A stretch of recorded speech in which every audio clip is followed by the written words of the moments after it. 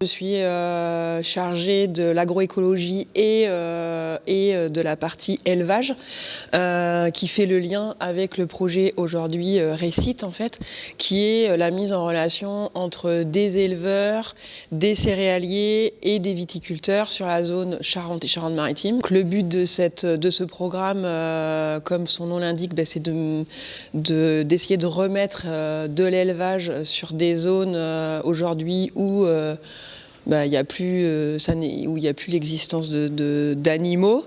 Alors c'est des céréaliers qui ont des fonds de vallée ou des parcelles qu'ils pourraient mettre à disposition. Alors on avait tendance à dire faire pâturer des couverts.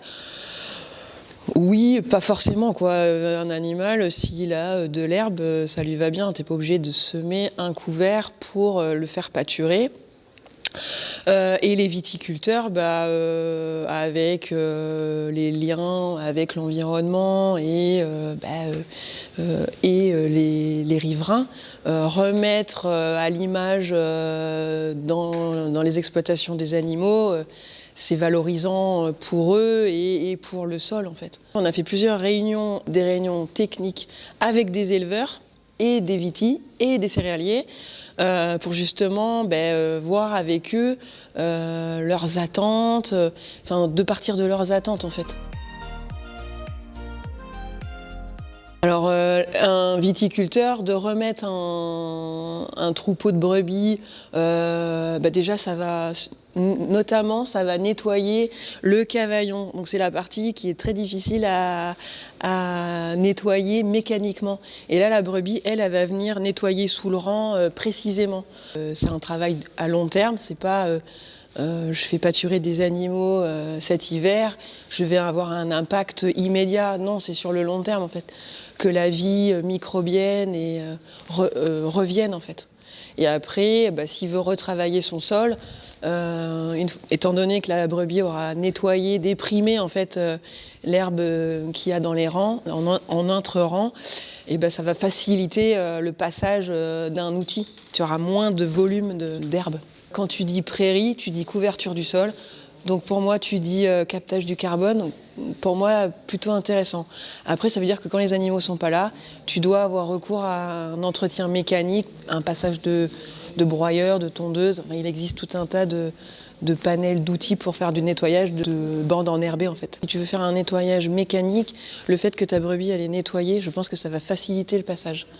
Si tu avais besoin de recours au nettoyage de ton cavaillon.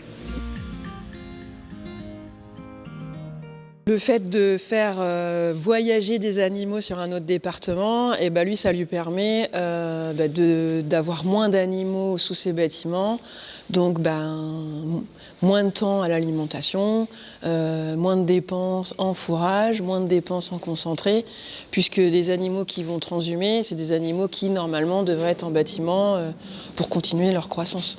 Et là, en voyageant dans un autre département, ils vont pâturer dans les vignes, en l'occurrence, et moins consommer de fourrage et de temps pour l'éleveur.